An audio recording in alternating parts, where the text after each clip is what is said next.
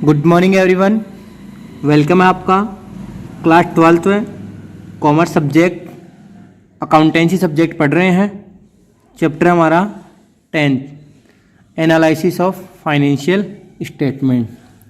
We are learn to statement of profit and loss और income statement. Watch the video and understood. Clear.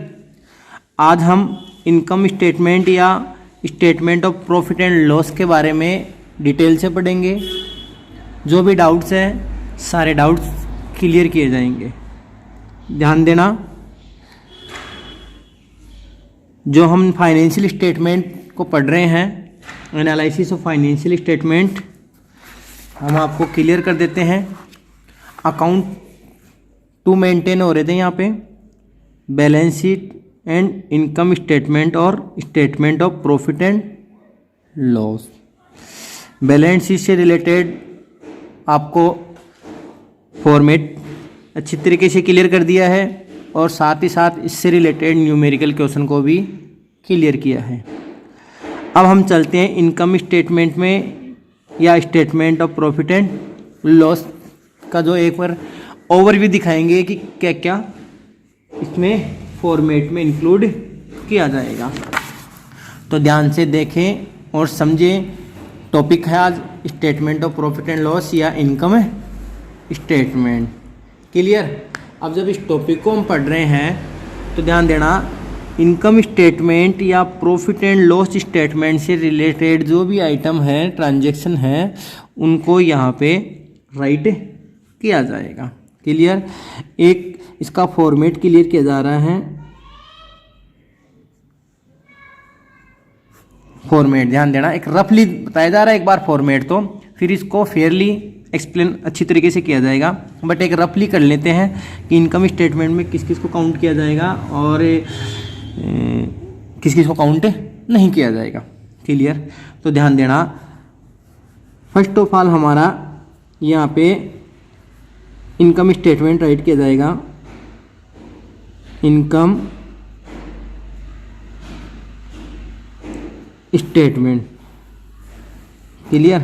Particular, और ये हो गया हमारे पास, क्या हो गया यहाँ पे, अमाउंट।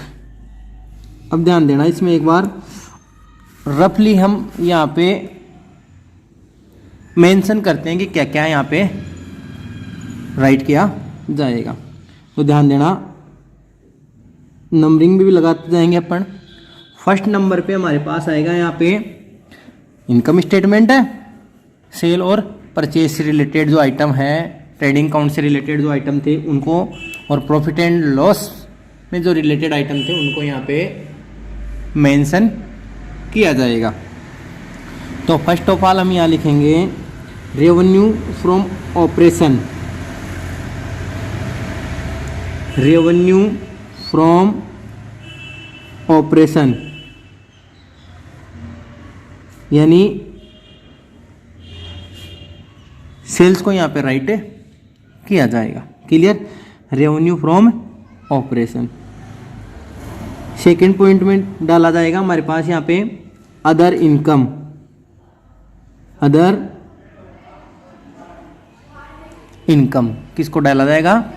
अदर इनकम को। ध्यान देना, प्रॉफिट एंड लॉस और ट्रेडिंग अकाउंट में जो है सेल्स और परचेज से रिलेटेड ट्रांजैक्शन आते हैं तो उनको यहाँ पे डाल दिया जाएगा। और अदर इनकम में ध्यान देना, अदर इनकम वो आती है जो ऑपरेटिंग एक्टिविटीज के अलावा होती है। सेल और परचेज से रिलेटेड तो आएगा यहाँ पे, सेलिंग से रिलेटेड तो आएगा, बट अदर इनकम कहाँ से होगी? जैसे मान लो हमने इन्वेस्टमेंट कर रखा है कहीं, तो इन्वेस्टमेंट पे इंटरेस्ट आएगा, वो इसमें इंक्लूड किया जाएगा। समझ में बात? तो ये आ गई अदर इनकम में किया जाएगा। अब क्या किया जाएगा? पॉइंट नंबर 1 और पॉइंट नंबर 2 को टोटल कर दिया जाएगा। क्या किया जाएगा? पॉइंट नंबर 1 और पॉइंट नंबर 2 का टोटल किया जाएगा। यहाँ आ जाएगा टोटल रेवेन्यू। थर्ड पॉइंट आ गया हमारे पास यहाँ पे टोटल रेवेन्यू। क्या आ गया हमारे पास? Total revenue. Point number first और पॉइंट नंबर सेकंड को क्या कर दिया यहाँ पे ऐड कर दिया गया। तो ये आ गया हमारे पास टोटल रेवेन्यू। अब करते हैं हम यहाँ पे हमारे पास फोर्थ ट्रांजेक्शन को। फोर्थ ट्रांजेक्शन आता है यहाँ पे एक्सपेंसेज। एक्सपेंसेज ध्यान देना, अब ये तो इनकम की हो गई, अब दूसरी साइड होती है एक्सपेंस की। अब एक्सपेंस पे कौन कौन से हैं उनको सीक्वेंस में जताना होगा। ध्यान देना, यहाँ पे सबसे बड़ी बात है सीक्वेंस में, सीरियल वाइज इसको राइट करना पड़ेगा। तो सीक्वेंस में यहाँ पे जब आगे बात करते हैं हम एक्सपेंस में, तो एक्सपेंस की ध्यान देते हैं आप। एक्सपेंस में हमारे पास फर्स्ट पॉइंट आ रहा है, एक्सपेंस में फर्स्ट पॉइंट आ रहा है cost of material consumed. Cost of material consumed क्या गया हमारे पास, कॉस्ट ऑफ मटेरियल कंज्यूम्ड, यानी हमने जो कंज्यूम्ड किया है, जो मटेरियल कंज्यूम्ड किया उसकी कॉस्ट प्राइस क्या है। तो ये पॉइंट दिया हुआ रहेगा। क्लियर। आगे बात करते हैं इसमें बी पॉइंट। बी पॉइंट आएगा कि हमने कितना परचेज किया है।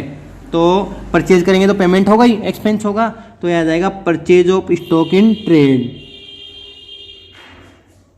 Purchase of stock in trade, जितना हमने कंज्यूमर किया उसकी कॉस्ट एक्सपेंस में राइट की जाएगी, और जितना परचेज किया, स्टॉक किया या परचेज किया उसके भी एक्सपेंस में मेंशन किया जाएगा। क्लियर, आ रही है बात समझ में। अब आगे देखें हमें हमारे अगला पॉइंट सी पॉइंट क्या है। सी पॉइंट आएगा हमारे पास यहाँ पे चेंज इन इन्वेंट्री। क्या आएगा, change in inventory. Change in inventories. अब चेंज में क्या होगी, ओपनिंग इन्वेंट्री या स्टॉक लेस क्लोजिंग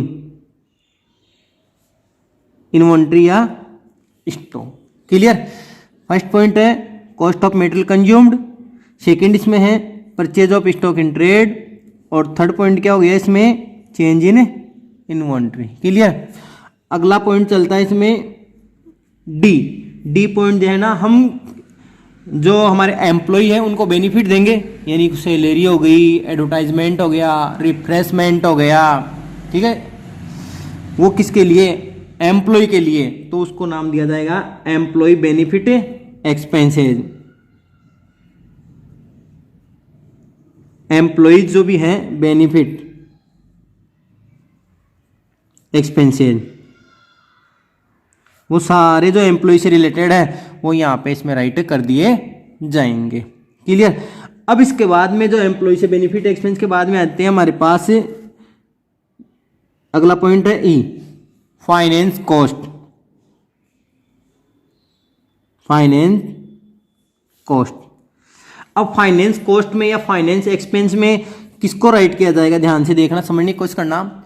यानी ऐसे एक्सपेंस होते हैं जैसे हमारा जो सेल और परचेज करने का बिजनेस है, बट हमने कहीं से पैसा बिजनेस में लोन ले लिया है, डिबेंचर हो गया, उस पर इंटरेस्ट पे किया जाएगा भाई, किया जाएगा कि नहीं किया जाएगा इंटरेस्ट पे।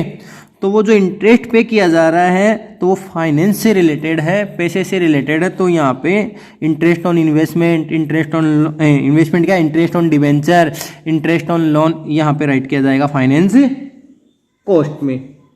अगला पॉइंट है हमारे पास एफ, यहाँ है depreciation and amortisation. Depreciation and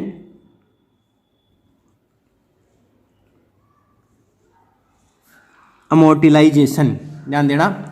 depreciation तो हमें पता है हमारी फिक्स असेट्स पे चार्ज होता है, यानी उनकी वैल्यू को डिडक्ट करता है, और अमोर्टाइजेशन भी होता है हमारी फिक्स असेट्स में जो क्या होती है, ध्यान देना। फिक्स असेट में टेंजिबल और इंटेंजिबल दो सेट्स हैं, तो टेंजिबल पे तो डेप्रिसिएशन काउंट किया जाएगा, चार्ज किया जाएगा, और इंटेंजिबल गुडविल, पेटेंट, ट्रेडमार्क, उस पर अमोर्टाइजेशन चार्ज किया जाता है, उनकी वैल्यू को कम करता है। क्लियर। तो ये भी एज ए एक्सपेंस हो गया। अगला और लास्ट हमारे पास है एक्सपेंस है जी, वो है अदर एक्सपेंस। Other expense.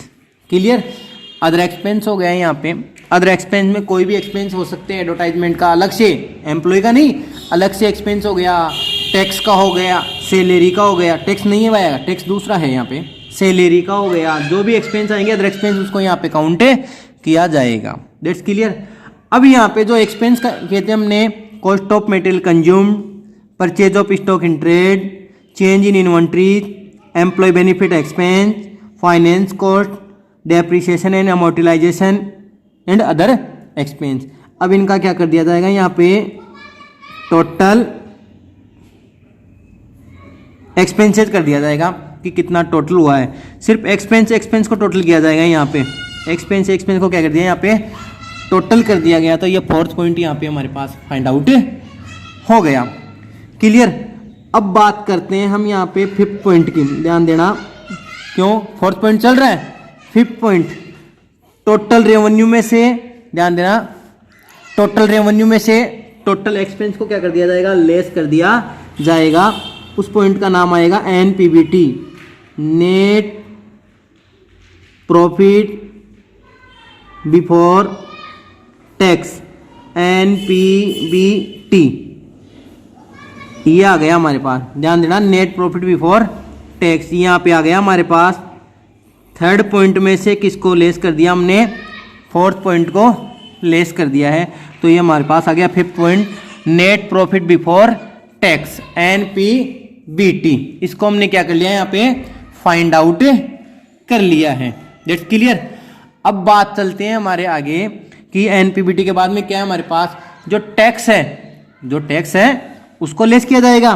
तो वो अगला पॉइंट आ जाएगा हमारे पास, सिक्स्थ पॉइंट आ जाएगा, लेस किया जाएगा टैक्स को क्या कर दिया जाएगा, लेस कर दिया जाएगा।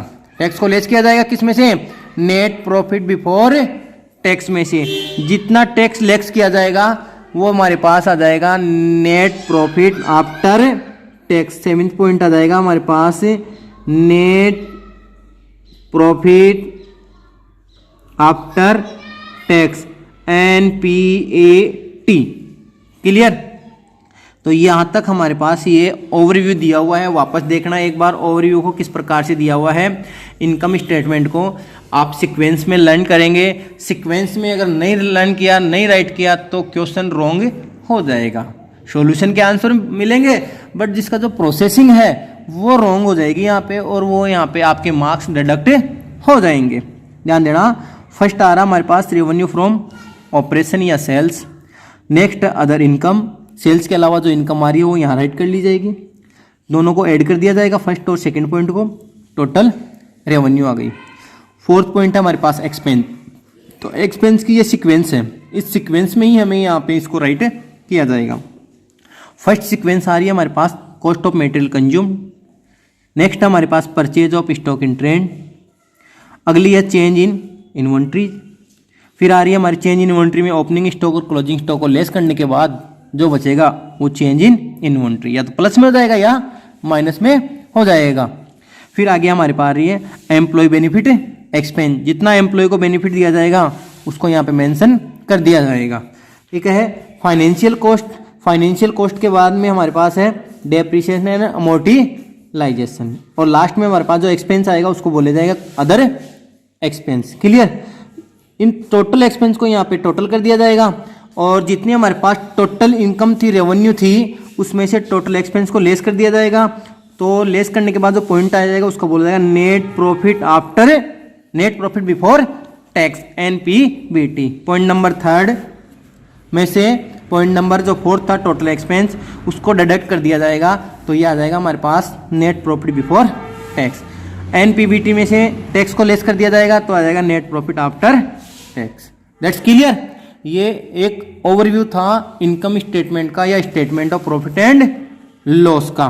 क्लियर। अच्छी तरीके से आपने देखा, समझने की कोशिश की। अब इसके बाद में ध्यान से देखना, अब इसके बाद में इससे रिलेटेड जो क्वेश्चन है आपको करवाए जाएंगे इनकम स्टेटमेंट से रिलेटेड। तब तक के लिए थैंक यू सो मच।